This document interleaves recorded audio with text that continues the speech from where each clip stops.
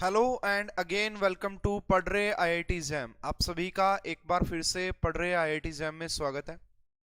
तो हम डिस्कस करें जी थ्योरी ऑफ गैसेस।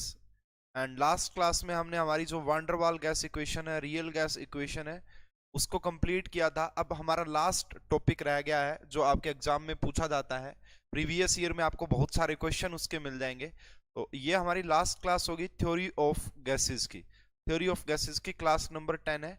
एंड इसमें हम बात करेंगे, ये आपके सिलेबस में भी मेंशन किया गया है ये टॉपिक, ठीक है ना। ये टॉपिक आपके सिलेबस में भी मेंशन किया गया है। तो टॉपिक का नाम है ना equi partition of energy. Equi partition of energy.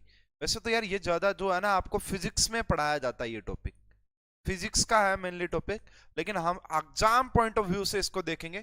ज्यादा थ्योरी की बात हम यहाँ पे नहीं करेंगे, इसको हम एग्जाम पॉइंट ऑफ व्यू से देखेंगे कि आप एग्जाम पॉइंट ऑफ व्यू से इसको कैसे कर सकते हैं, और जो आईआईटी जैम में जो क्वेश्चन आए हैं केमिस्ट्री के, वो आप कैसे सोल्व कर सकते हैं। तो चलिए स्टार्ट करते हैं इस टॉपिक को, इक्वी पार्टीशन ऑफ एनर्जी। तो क्वेश्चन आते हैं यहां से। और भाई मैं थोड़ा सा ये मेंशन करना चाहूंगा कि जैम 2022 वाले स्टूडेंट इसको थोड़ा सा मतलब फोकस में ले। हो सकता है कि यहां से क्वेश्चन मिल जाए, क्योंकि लास्ट जो क्वेश्चन आया था वो 18 में आया था। देखो अगर मैं इसके प्रीवियस ईयर दिखाऊं आपको, तो 18 में पूछा, उसके बाद 15 में पूछा, मतलब 15 में के बाद 18 में, 14 में, 11 में। तो अब देखो काफी टाइम हो गया, 18 के बाद 19, 20, 21 तीन पेपर हो चुके हैं। तो पॉसिबिलिटीज है कि इस बार आपको ये कंसेप्ट देखने को मिल सकता है आपके एग्जाम में। प्लीज इसको हाईलाइट कर लीजिएगा, पढ़ लीजिएगा। इजी सा कंसेप्ट है, ज्यादा कुछ नहीं लगेगा, थोड़ी सी देर में एक्सप्लेन करेंगे। तो पहले कुछ मैं थ्योरेटिकल बातें आपको बता देता हूं, हालांकि वही बात दोबारा से कहूंगा, थ्योरेटिकल इतना ज्यादा इंपॉर्टेंट नहीं है। ज्यादा ये आपका जो है, हम एग्जाम पॉइंट ऑफ व्यू से क्वेश्चन ही इसके ज्यादा डिस्कस करेंगे। फिर भी देखते हैं थोड़ा सा थ्योरी पढ़ के कि क्या समझ में आता है। चलिए, तो यहां पे देखिए लिखा हुआ है आपका equi partition of energy. We shall make our first assumption about how to internal energy distribute itself among n gas molecule। भाई अगर हमारे पास n गैस मॉलिक्यूल है तो उनके अंदर जो इंटरनल एनर्जी वो किस प्रकार से डिस्ट्रीब्यूटेड होती है। तो मेनली जो हम यहाँ पे बात करते हैं ना, हीट कैपेसिटी निकालते हैं स्टूडेंट्स। यहाँ पे हम क्या निकालते हैं, मेनली जो हमारा जो क्वेश्चन आते हैं वो एक हीट कैपेसिटी निकालने के आते हैं, है ना, हीट कैपेसिटी। और हीट कैपेसिटी के लिए हमें इंटरनल एनर्जी की रिक्वायरमेंट होती है। हीट कैपेसिटी निकालने के लिए हमें इंटरनल एनर्जी, जिसको कि यू से डिनोट किया जाता है, उसकी रिक्वायरमेंट होती है। जो क्वेश्चन आए आपके एग्जाम में, तो ईच देखो यहां पे आगे अगर हम चले यहां पे, each independent degree of freedom has equal amount of energy. भाई जो भी एक अलग इंडिपेंडेंट डिग्री ऑफ फ्रीडम है, तो उसके अंदर इक्वल अमाउंट ऑफ एनर्जी जो कि इक्वल होती है आपका 1/2 kT, इसके इक्वल होती है। थोड़ा सा मैंने थ्योरी ऑफ गैसेस जब आपको पढ़ाया था, काइनेटिक थ्योरी ऑफ गैसेस, वहां पे भी ये पॉइंट्स आपको बताए जाते हैं, समझाए जाते हैं, ठीक है। तो ये देख सकते हैं। तो k this is Boltzmann constant. तो the total internal energy of the ideal gas is then, तो टोटल जो है वो किसके इक्वल हो जाती है, टोटल इंटरनल एनर्जी। यहाँ पे ई लिखा हुआ, आप यू भी लिख सकते हैं। तो वो होती है एन, एन का मतलब यहाँ पे होता है आपका डिग्री ऑफ फ्रीडम, मतलब आपका एन, एंड 1/2 kT के इक्वल होता है। The equal division of energy is called equipartition of energy। तो इक्वी का मतलब सेम, और पार्टीशन का मतलब पार्ट करना, है ना। अगर देखो इसका बस यही मीनिंग है, इक्वल डिवीजन ऑफ एनर्जी। अगर आप एनर्जी को इक्वली डिवाइड कर देते हैं सभी मॉलिक्यूल्स के अंदर, तो उसी को बोला जाता है equi partition of energy. The Boltzmann constant is an arbitrary constant and has a fix and fix a choice of temperature scale. The value is chosen that temperature scale, ये अलग है, ये कुछ नहीं है, ये छोड़ो आप इसको, आगे बात करते हैं नेक्स्ट टॉपिक। यस, ये भी इंपॉर्टेंट है। According to our classical theory of gases, all these modes, कौन कौन से modes, translational modes, rotational modes and vibrational mode, should be equally occupied at all temperature, but in fact they are not. भाई देखो हमारी जो classical theory है gases की, वो क्या बोलती है कि जो ये सारे मोड है ना आपका, ट्रांसलेशनल, रोटेशनल, वाइब्रेशनल, ये सारों ने इक्वली ऑक्यूपाइड किया हुआ है सभी टेम्परेचर पे, बट ये रियलिटी में ऐसा नहीं होता। These important deviation from classical physics was historically in the first instance where a more detailed model of the atom was needed to correctly describe the experimental observation। ठीक है, तो इसी को आगे समझते हैं। देखिएगा भाई 10 मिनट के करीब का ये थ्योरेटिकल बातें होंगी, उसके बाद मैं सीधा टॉपिक पे चलूंगा और वो आपके लिए मतलब क्वेश्चंस के ऊपर वो ज्यादा इंपॉर्टेंट होगा। तो according to classical theory of the gases all these modes, translational ये मैंने आपको बता दिया था, नॉट ऑल, देखो यहाँ पे not all the three rational degree of freedom contributes to the energy at all temperature. मतलब यहाँ पे सारे के सारे कंट्रीब्यूट नहीं करते हैं, है ना, जो ऊपर आ रही थी वो बात नहीं है। As an example nitrogen N2 molecule has 3 translational degree of freedom, 3 translational degree of freedom होते हैं, but only 2 rotational degree of freedom at the temperature lower than the temperature at which diatomical molecule which associated. तो भाई अगर ये 3 है तो ये 2 मिल गए रोटेशनल यहाँ पे। The theory of quantum mechanics is necessary to understand this phenomena. Quantum में आपको ये चीजें आगे जब हायर क्लासेस में जाओगे वहां पे पढ़ने को मिलेगी। Diatomic nitrogen has an intermolecular vibrational degree of freedom that does not contribute to internal energy at the room temperature। ये चीजें अलग हैं थोड़ा सा, ये देखो मैंने भाई कहीं से उठाया ये आपको समझाने के लिए जस्ट। तो ये एक क्वेश्चन देख सकते हो, इससे थोड़ा सा हम रिलेट कर सकते हैं, बाकी सीधा मैं क्वेश्चन पे आऊंगा वही डिस्कस करेंगे। What is the internal energy of diatomic N2 gas? क्योंकि पहले हमें पूछेगा हीट कैपेसिटी, और हीट कैपेसिटी से पहले हमें इंटरनल एनर्जी निकालनी आनी चाहिए। तो at room temperature the internal energy is due to the only 5 degree of freedom associated with the 3 translational and 2 rotational degree of freedom। तो यहाँ पे हमने क्या कर दिया, n by n into में 5/2 एंड यहाँ पे k into t हो गया। ठीक है, as above discuss at temperature well above room temperature but low enough of the nitrogen for the diatomic there is an additional vibrational degree of freedom। तो यहाँ पे भाई हम यहाँ पे क्या करेंगे, आपका additional vibrational जो vibrational वो 3 आएंगे यहाँ पे, वो भी यहाँ पे लिखेंगे एंड क्या हो जाएगा 3n। ठीक है, तो हो सकता है कि आपको ये चीजें कम समझ में आई हो। एक बार मैं जब आपको कंसेप्ट पढ़ा दूंगा जो हमने पढ़ना है हमारे एग्जाम पॉइंट ऑफ व्यू से, उसके बाद आपको सब कुछ समझ में आ रहा होगा। तो चलिए जो कंसेप्ट है हमें जो सीखना है वो क्या है, उसके ऊपर सीधे बात करते हैं। तो सबसे पहले हम यहाँ पे बात करेंगे, ये है जी आपके लिए इंपॉर्टेंट, बाकी वो पहली बात आपको समझ में आई हो या ना आई हो ये आपके लिए काफी ज्यादा इंपॉर्टेंट, और जो आपके एग्जाम में क्वेश्चन आएगा वो यहीं से। देखिए जो इंटरनल एनर्जी होगी ना U, इंटरनल एनर्जी वो इक्वल होती है आपका translational contribution, translational contribution plus में किसके इक्वल हो जाएगी, प्लस में रोटेशनल कंट्रीब्यूशन एंड प्लस में किसके इक्वल हो जाती है आपका वाइब्रेशनल कंट्रीब्यूशन के इक्वल। जो आपका इंटरनल एनर्जी होती है वो इन सभी के इक्वल होती है यहाँ पे। अगर जैसे हम बात करें भाई ये किस किस के इक्वल होंगे, किस प्रकार से आपकी ये चीजें आएंगी, तो वो थोड़ा सा हमें समझना पड़ेगा। तो इंटरनल एनर्जी एक तो इस फॉर्मूले से निकालेंगे।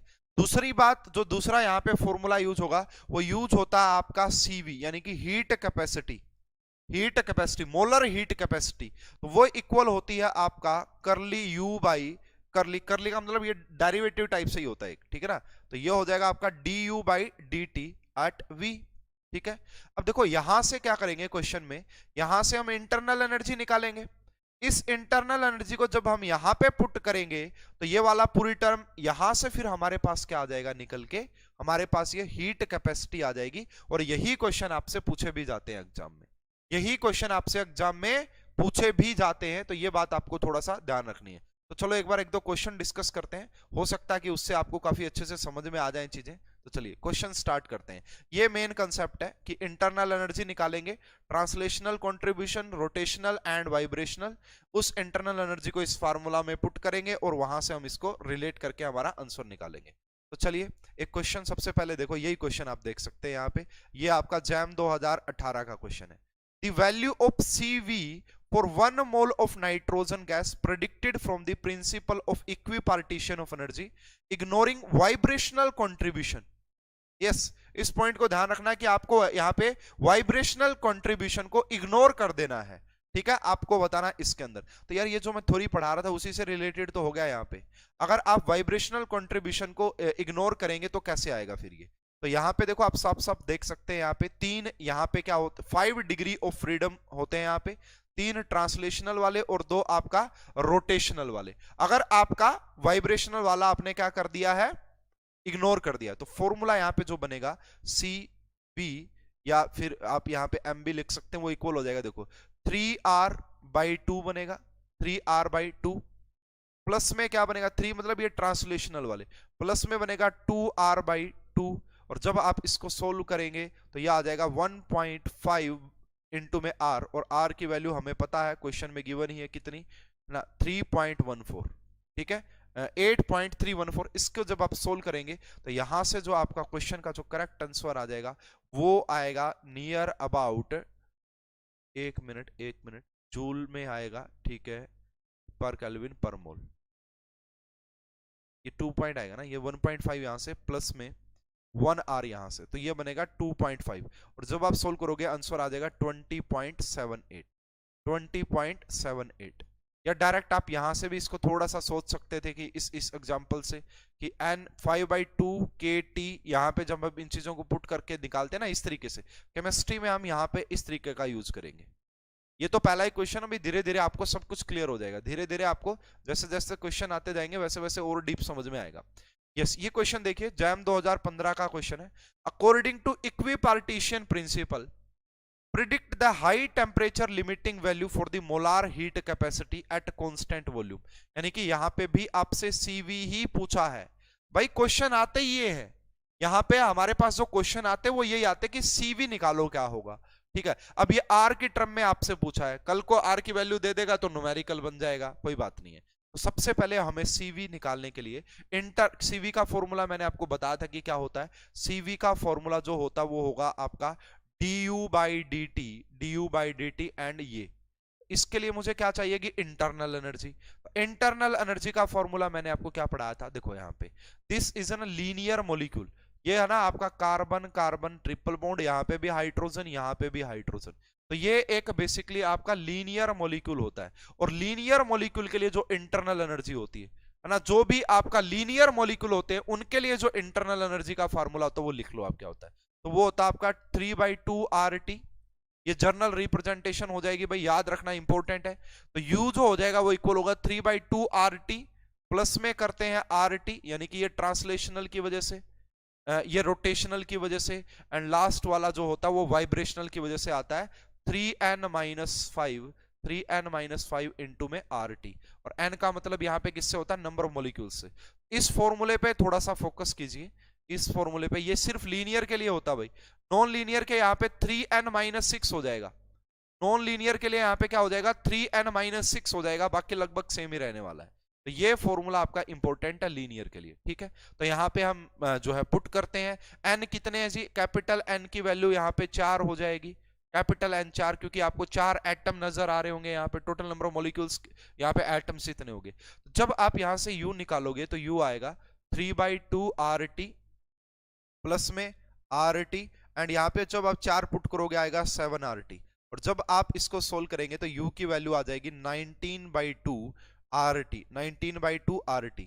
अब ये वाली वैल्यू उठा के आपने यहाँ पे पुट कर देनी है।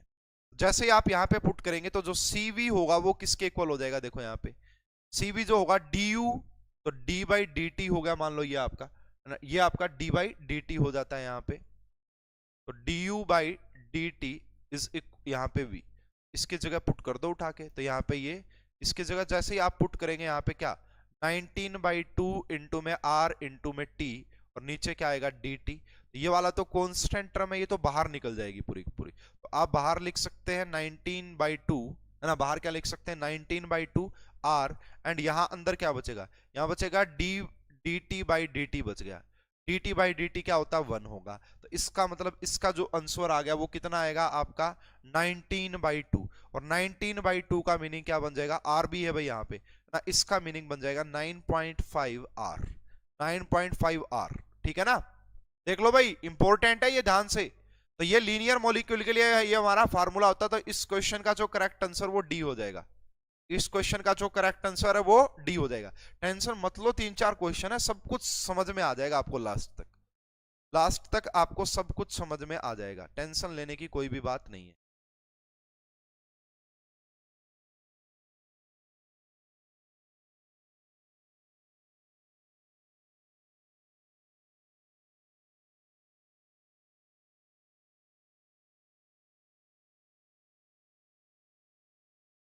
ठीक है, चलिए और क्वेश्चन देख लेते हैं, उससे और भी बहुत डिटेल में चीजें समझ में आ जाएगी। यस, ये क्वेश्चन भी बहुत अच्छा क्वेश्चन है, ये क्वेश्चन भी बहुत अच्छा क्वेश्चन है, इंपॉर्टेंट है, बढ़िया क्वेश्चन है। According to the equipartition principle of energy, molar heat capacity at a constant volume, CO2 gas, SO2 gas and H2O gas, बताओ किसकी ज्यादा होगी किसकी कम होगी, कैसे कैलकुलेट करेंगे? हाँ, आंसर डी होगा, बढ़िया, बिल्कुल आंसर डी होगा। तो जैसे यार यहाँ पे अगर मैं बात करूं, ये जो CO2 मॉलिक्यूल है ये आपका लीनियर मॉलिक्यूल है। CO2 जो मॉलिक्यूल है वो आपका लीनियर है। वहीं पे अगर आप SO2 की बात करोगे एंड वाटर की बात करोगे, ये दोनों ही कैसे होते हैं आपका, ये दोनों ही आपका नॉन लीनियर होंगे, ये दोनों ही आपका क्या हो जाएंगे, नॉन लीनियर हो जाएंगे। ठीक है, नो प्रॉब्लम। अब देखो लीनियर के लिए मैंने सबसे पहले हमें यहाँ पे क्या निकालना है, मोलार हीट कैपेसिटी, सीवी ही तो निकालना है ना, सीवी। तो इसके लिए इंटरनल एनर्जी निकालनी पड़ेगी, और इंटरनल एनर्जी का लीनियर के लिए अभी जस्ट मैंने फार्मूला लिखा था, जर्नल रिप्रेजेंटेशन 3/2 RT प्लस में RT प्लस में 3n-5 RT ना, 3n-5 इंटू में RT। ठीक है ना, ये बात होगी। तो यहाँ पे ऐसे ही देखो इसमें भी, तो U जो इसके लिए CO2 के लिए आएगा पहले वो निकाल लेते हैं। तो क्या आएगा, 3/2 RT प्लस में हो जाएगा आपका ना, प्लस में क्या हो जाएगा यहाँ पे, एक मिनट भाई, यहाँ पे आपका जो आएगा वो आएगा, हाँ ठीक है ना, वो RT आएगा यहाँ पे, प्लस में क्या आ जाएगा यहाँ पे RT एंड प्लस में 3n-5। तो यहाँ पे n की वैल्यू कितनी है जी, CO2 के अंदर आपको 3 ही एटम नजर आ रहे हैं, कैपिटल N की वैल्यू 3, एक कार्बन और 2 ऑक्सीजन। ठीक है, तो यहाँ पे 3n-5 करोगे तो 3n 3 इंटू में 3 माइनस में 5, और यहाँ पे भी बनेगा RT, तो ये किसके इक्वल आ जाएगा, जब आप इसको पूरे को सोल्व करोगे तो ये आएगा आपका 6.5 RT के इक्वल, 6.5 RT के इक्वल आ जाएगा। तो जब आप यहां से CV निकालोगे, CV किसके इक्वल होता है यहाँ पे, तो वो होगा du/dt के इक्वल। जैसे ही आप यहाँ पे पुट करोगे ये 6.5R बाहर निकल जाएगा, एंड यहाँ पे क्या बचेगा, dt/dt बचेगा, और जो कि किसके इक्वल हो जाएगा, 1 के इक्वल। इसका मतलब अगर मैं बात करूं ना, यहाँ पे CO2 के लिए जो आपका मोलार हीट कैपेसिटी आएगी, CO2 के लिए जो मोलार हीट कैपेसिटी आएगी वो ये आएगी, मोलार हीट कैपेसिटी जो आएगी वो ये आ जाएगी। ठीक है ना, सभी को समझ में आ गया? तो ये तो लीनियर की बात थी भाई, ये तो लीनियर था। नॉन लीनियर के लिए मैंने बस एक बात कही कि जो चेंज होगा वो कहां पे होने वाला, चेंजेस देखिएगा। तो ये लीनियर के लिए था। नॉन लीनियर के लिए जो इंटरनल एनर्जी का फार्मूला आता है, इसको भी आप जर्नल रिप्रेजेंटेशन के तौर पे लिख सकते हैं, तो वो होगा आपका यहाँ पे 3/2 RT, प्लस में यहाँ पे भी क्या आता है, 3/2 RT आ जाता है, यहाँ पे भी क्या आ जाता है, 3/2 RT, एंड प्लस में यहाँ पे आता है आपका 3n-6, और इसका करेंगे इनटू में RT। तो ये जो होता है वो नॉन लीनियर के लिए, इसको भी आप यहाँ पे हाईलाइट करके लिख लीजिएगा भाई, बहुत इंपॉर्टेंट मैं इसको कहूंगा यहाँ पे। तो ये है आपका for non linear, for non linear. अगर आपके पास नॉन लीनियर मॉलिक्यूल हो तो उसके लिए इंटरनल एनर्जी इस फार्मूले से निकालेंगे। होती वही है यहाँ पे कि translational contributional, vibrational contributional and rotational contribution, होती वो की वो है। बट यहाँ पे देखो चेंजेस कहां कहां पे हो रहा है, तो यहाँ पे हमने लिखा था ओनली RT, यहाँ पे हमने लिखा था 3n-5, तो यहाँ पे हम कर देंगे 3/2 RT, एंड यहाँ पे कर देंगे 3n-6। ये लीनियर के लिए था, है ना, ये लीनियर के लिए था, और वो आपका नॉन लीनियर के लिए, बस इतना सा डिफरेंस, वो आपका नॉन लीनियर के लिए। ठीक है, तो यहाँ पे अगर हम पुट करते हैं हमारा डाटा, तो देखो पुट करके देखते हैं। तो पहले मैं SO2 के लिए निकाल लेता हूँ ना, SO2 के लिए, तो SO2 के लिए बात करोगे तो 3/2 RT प्लस में 3/2 RT, एंड यहाँ पे कितना आ जाएगा, n यहाँ पे भी 3 है ना, तो 3 इंटू 3 माइनस 6 करोगे तो 3 आ जाएगा। ठीक है, तो यहाँ पे आप लिख सकते हो 3 इंटू में 3 माइनस में 6 इंटू RT, और जब आप सोल्व करोगे देखो ये जब ऐड करोगे पूरा 3 बनेगा, और यहां से भी 3 बनेगा, ये आएगा 6 RT, ये किसके इक्वल आएगा, 6 RT। तो ये तो इंटरनल एनर्जी आई है। अगर आप इसका निकालेंगे क्या, CV, तो वो क्या आ जाएगी, देखो टी से टी कैंसिल आउट हो रहा है, मैं बता रहा हूं हर केस में, तो ये आ जाएगी 6R। तो CV अगर आपसे कल कोई यही क्वेश्चन पूछ ले कि बताओ SO2 के लिए आपका molar heat capacity at constant volume क्या होगी, molar heat capacity at constant volume क्या होगी, इस तरीके से।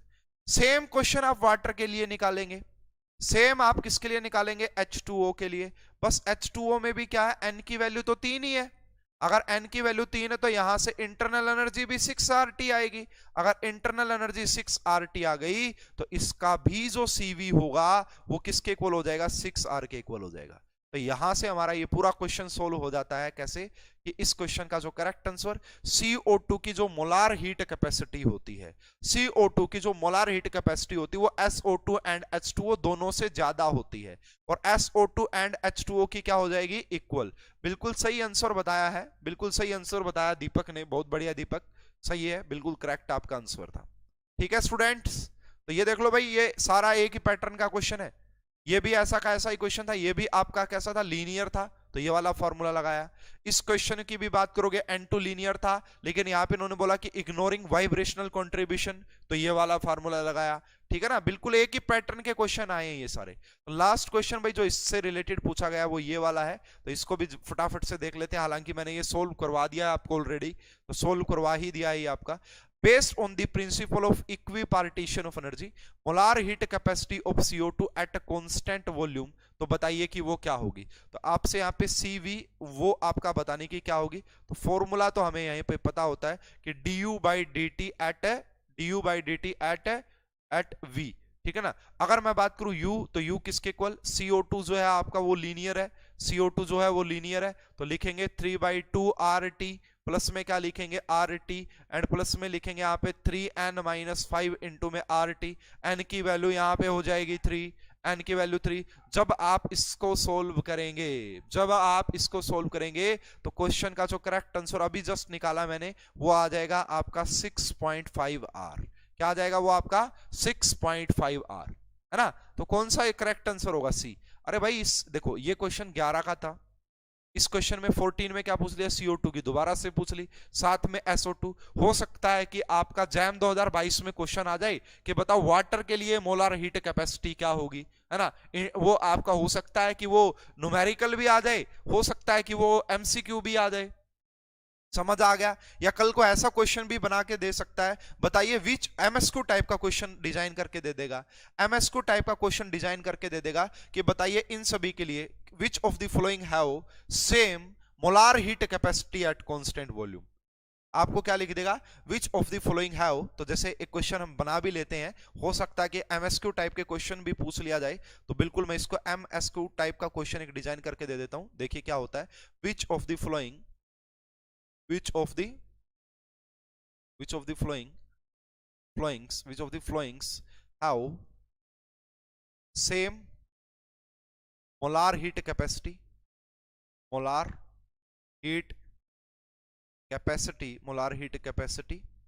at constant volume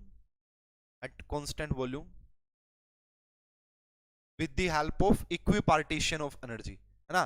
with the based on ये जरूर लिखिएगा यहाँ पे, based on equipartition of energy, ठीक है। अब ये MSQ तो मैं ऑप्शन बना रहा हूं भाई, आप देख के बता देना आराम से। जैसे एक क्वेश्चन मैंने यहाँ पे बना दिया SO2, दूसरा जो क्वेश्चन मैंने यहाँ पे बना दिया वो वाटर ही बना दिया फॉर एग्जांपल, तीसरा जो ऑप्शन मैं यहाँ पे बना देता हूं वो हम बना देते हैं OF2, और डी जो ऑप्शन हम बना देते हैं वो हम बना देते हैं यहाँ पे क्या, डी ऑप्शन जो हम बना देते हैं वो हम बना देते हैं N2। ठीक है, ये रहा, बताओ भाई आंसर क्या हो। तो देखो यार कैसे देखना पड़ेगा, सबसे पहले आपने ये देखा, सबसे इन्होंने बोला कि सेम किस किस की होगी। SO2 आपने देखा कि नॉन लीनियर है, SO2 आपने देखा कि नॉन लीनियर है, ठीक है। वाटर आपने देखा कि नॉन लीनियर है, वाटर भी कैसा नजर आ रहा है, नॉन लीनियर। ये भी कैसा नजर आ रहा है, नॉन लीनियर। सिर्फ नॉन लीनियर होने से ही सेम नहीं होगी, ये बात नोट कर लेना भाई, सिर्फ नॉन लीनियर होने से ही सेम नहीं होगी, n की वैल्यू भी सेम होनी चाहिए, है ना। एन की वैल्यू भी सेम होनी चाहिए। यस, वेरी गुड दीपक, बहुत बढ़िया आंसर आप कर रहे हो। एन टू की अगर आप बात करोगे तो ये तो लीनियर ही होगा, इसको तो हटा ही दो, ये तो लीनियर ही होगा, तो ये तो मतलब इन तीनों की पॉसिबिलिटीज है। फिर हम क्या देखेंगे, नॉन लीनियर देगा, फिर हम देखेंगे एन की वैल्यू, यहां पे भी 3 है, फिर हम यहां पे देखेंगे यहां पे भी एन की वैल्यू 3 है, और फिर हम यहां पे देखेंगे यहां पे भी एन की वैल्यू 3 है। तो इसका मतलब इस क्वेश्चन का जो करेक्ट आंसर आ जाएगा वो A B C. MSQ type का क्वेश्चन डिजाइन करके दिया जा सकता है स्टूडेंट्स, तो भाई आप नोट कर लेना। ये एक छोटा सा टॉपिक था जो बच गया था हमारा, मतलब थ्योरी ऑफ गैसेस का बचा हुआ था, वो मैंने आपको पढ़ा दिया है। मेन दो चीजें आपको यहाँ पे नोट करनी है ना, ज्यादातर जो क्वेश्चन आएंगे दो फॉर्मूले हैं फॉर लीनियर, मैं दोबारा से लिख देता हूं भाई, फॉर लीनियर मॉलिक्यूल की अगर आप बात करोगे तो जो आपका इंटरनल एनर्जी का फॉर्मूला होगा वो होगा आपका 3/2 RT, प्लस में होगा RT एंड प्लस में होगा आपका 3n-5 RT। ठीक है, ये हो गया जी आपका लीनियर के लिए। अगर हमसे पूछा जाए कि नॉन लीनियर के लिए क्या होगा, फॉर नॉन लीनियर मॉलिक्यूल के लिए क्या होगा, तो ये वाला जो इंटरनल एनर्जी का फार्मूला है वो बन जाएगा आपका, यहां पे भी 3/2 RT, प्लस में यहां पे भी 3/2 RT, एंड यहां पे बनेगा प्लस 3n-6 RT। ठीक है ना, ये एक बात आपको यहां पे ध्यान रखनी है। उसके बाद जो मेन पॉइंट एक और है जो आपको ध्यान रखना वो ये सारे क्वेश्चन आपके यहां से सोल्व हो जाएंगे। बस सारे क्वेश्चन इस जो ये 3 फार्मूले लिखे इनसे, वो क्या कि जो आपका Cp होता है मोलार वाला, वो किसके इक्वल होता है आपका, वो इक्वल होता है आपका करली U अपॉन करली T eight a constant volume. बस तो यहां से देखिए जो भी मॉलिक्यूल गिवन होगा, सबसे पहले हम क्या देखेंगे कि वो लीनियर है या नॉन लीनियर है। उसके बाद क्या देखेंगे, ये वाला इसकी इंटरनल एनर्जी निकालेंगे, यहां से भी इंटरनल एनर्जी निकालेंगे, और उसके बाद यहां पे पुट कर देंगे तो हमारे पास सीपी आ जाएगा। तो आपको मैंने प्रीवियस ईयर क्वेश्चन भी करवा दिए 4, 2011 में पूछा था, ये 2014 में पूछा था, ये आपका 15 के अंदर पूछा था, और ये आपका जो पूछा गया था वो आपका 18 के अंदर। तो भाई जैम 2022 वाले बच्चे इस कंसेप्ट को थोड़ा सा अच्छे से पढ़ के जाइएगा, पूरी पॉसिबिलिटीज है कि आपके एग्जाम में क्वेश्चन देखने को मिलेगा। ठीक है, तो ये हुआ जी हमारा कंप्लीट थ्योरी ऑफ गैसेस। किसी को भी कोई भी डाउट हो तो आप टेलीग्राम ग्रुप में भी डिस्कस कर सकते हैं, मुझे व्हाट्सएप भी कर सकते हैं रिगार्डिंग दिस टॉपिक, है ना, वो आप डिस्कस कर सकते हैं। तो जी थ्योरी ऑफ गैसेस कंप्लीट होता है मैंने काफी डिटेल में। एक भी प्रीवियस ईयर ऐसा नहीं है जो मैंने आपको क्लास में नहीं करवाया हो, सारे प्रीवियस ईयर मैंने आपके क्लास में ही करवा दिए हैं। ठीक है, तो नेक्स्ट और हमारा जो मेन टॉपिक बच गया आप जिससे क्वेश्चन आते हैं 2-3 क्वेश्चन, वो है आपका थर्मोडायनेमिक्स प्लस थर्मोकेमिस्ट्री। इसी के अंदर मैं थर्मोकेमिस्ट्री भी पढ़ा दूंगा और इसी के अंदर मैं आपको थर्मोडायनेमिक्स, तो ये टॉपिक डिस्कस करेंगे। और इसके बाद हम बाकी आगे देखेंगे कि क्या है। लगभग लास्ट टॉपिक ही हमारा रह गया भाई, इसके बाद क्वांटम है, थोड़ा सा क्वांटम को भी पढ़ाएंगे। ठीक है, इस वीडियो में एटॉमिक स्ट्रक्चर क्लास नहीं होगा क्या भाई, ऑलरेडी मैंने वो अपलोड करवा दिया दीपक, आप वो देख लीजिएगा, क्योंकि एटॉमिक स्ट्रक्चर आप देखोगे कोई नई चीजें नहीं पूछी गई आपसे, है ना, और ऐसी कोई चीज है भी नहीं कि जो आपकी वहां पे स्किप की गई हो, तो आप एक बार उससे पढ़ लीजिएगा, डाउट्स जो भी आया आप मुझसे पूछ लीजिएगा। उसके अलावा देखेंगे कि कोई और सेशन ले लेंगे, है ना, तो क्वांटम के ऊपर ज्यादा फोकस कर लेंगे इस बार। ठीक है ना दीपक, वो एटॉमिक स्ट्रक्चर देखोगे तो आपको पता लग जाएगा कि जैम 2021 का जो क्वेश्चन आया था एटॉमिक स्ट्रक्चर का वो सोल्व हो रहा है उस वीडियो से, बाकी प्रीवियस ईयर भी सारे सोल्व हो रहे हैं। ठीक है ना, तो ये 2 टॉपिक मैंने आपको प्रीवियस ईयर वाले ही रखे हैं, तो वो दोनों आप देख लीजिएगा, है ना। हाँ, इन दोनों के प्रीवियस ईयर भी मैंने ऑलरेडी डाले हुए हैं, वहां से आप वो भी देख सकते हैं। तो कोई प्रॉब्लम आए, लगे कि सर नहीं मजा आ रहा है, तो फिर आप मुझे बता देना कमेंट करके, ले लेंगे क्लास बाद में, लेकिन एक बार आप सीख लो उसको। ठीक है ना, इस वीडियो में अभी के लिए इतना ही। आप सभी का बहुत बहुत धन्यवाद।